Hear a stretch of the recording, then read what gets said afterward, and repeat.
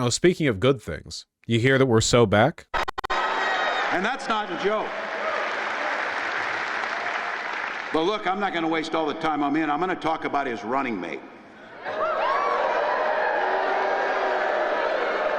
His running mate, Elon Musk.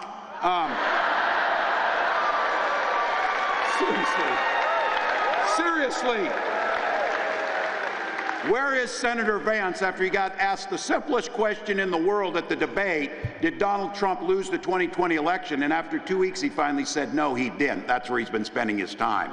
But that's it. So, look, Elon's on that stage, jumping around, skipping like a dipshit on these things.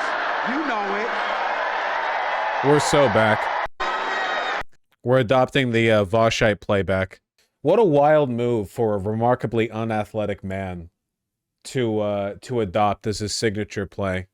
Got that 5-inch vertical. He just looks so strained. Well, it's a wild move to rock skinny jeans if you look like Elon in the first place. I think they're just regular tapered jeans, not skinny jeans, but, you know, I don't think they're especially flattering either way. He's not built for parkour civilization. No, he should stick to the raw chicken. Really, though, I'm surprised, you know, considering how hard Tim Walz leaned into the positivity, you know, the civility during the debate with J.D. Vance. He's pretty spicy during this last speech he gave. He missed an opportunity, though. Being at McDonald's, he looks much more like Ronald McDonald and the clown that he actually is.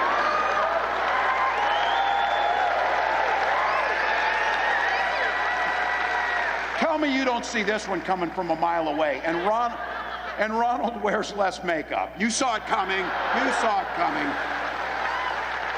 It's a little canned, but I'm glad he's having fun.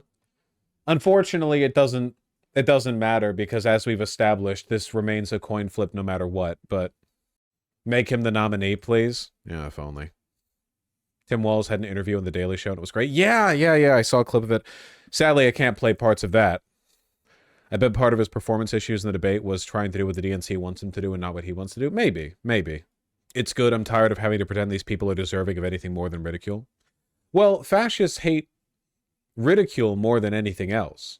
You know, like, they love being made out to be scary. You know, oh, Trump's a fascist. Oh, he's going to destroy the country. It's true, but they also like it because it makes their, you know, them feel like their dicks are big. They can't stand ridicule. They can't stand mockery.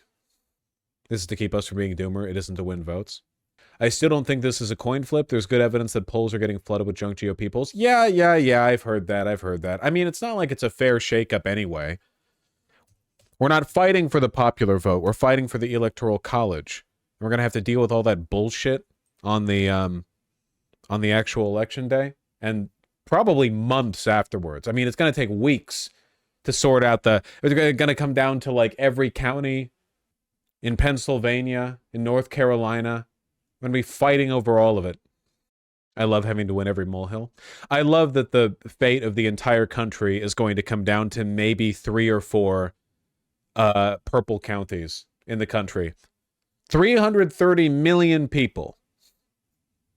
And it's going to be like on the thinnest of margins, in the tiniest, like a fraction of a single percentage point of the population will be the actual, like, meaningful component. Everyone else is just here to virtue signal. There is a polling non-response bias in favor of Democrats according to Gallup. I mean, even if Democrats win, we're going to get like 17 January 6s. You all know that, right? Political violence has been increasing in prominence, like even prior to the election. After the election, all I'm saying is, if you're a ballot worker, I hope you have some pocket money sitting around for a ballistic vest. Ballistic plate carrier vest for the pedants, I guess. It's going to be crazy.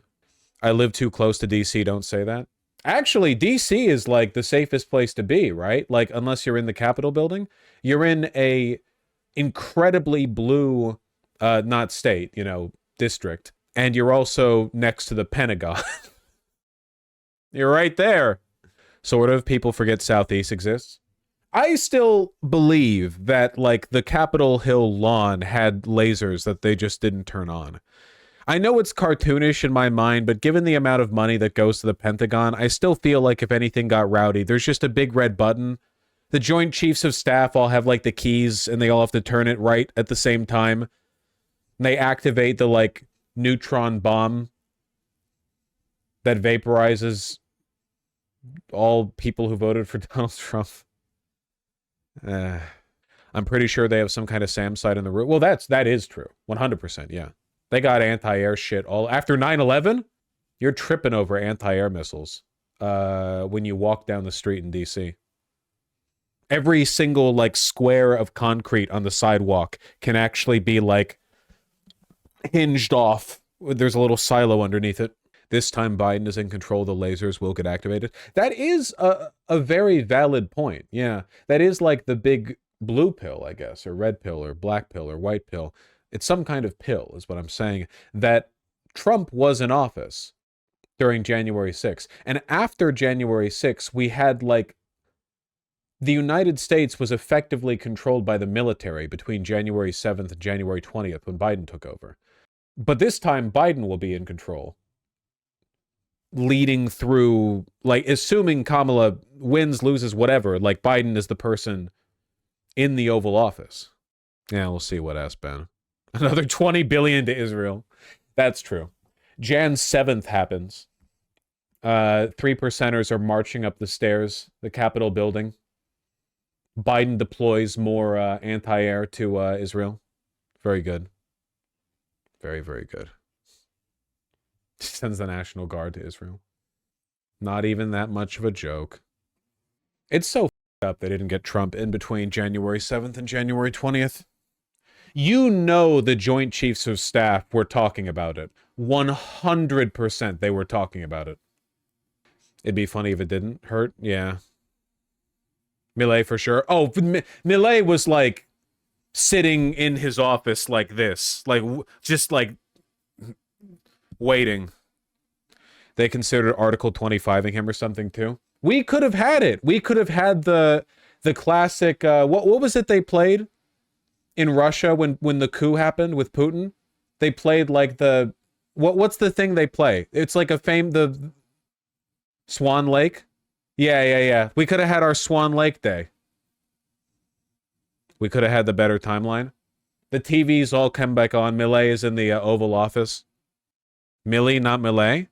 It's Millie, not Millet. You all tell me at once. You all tell me at once. That's fine. That's okay. I'm not upset. I think Millet sounds better.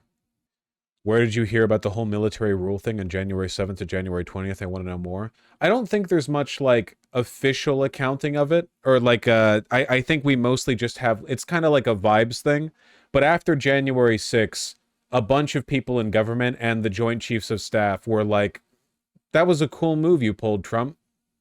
Your hands are off the keyboard. You're going to go right there on the lawn and you're going to apologize and you're going to sit the down until January 20th. It was the implication, I think. I mean, there's accounting of this, right? It's not just a vibes thing. Like it's they put him in the timeout box. Yeah.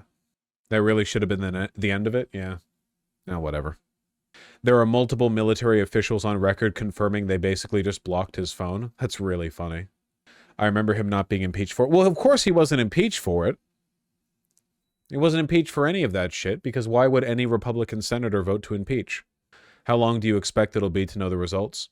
Probably a decent length of time, because in some of these pivotal swing states, they have it set that they can't count early votes until voting day.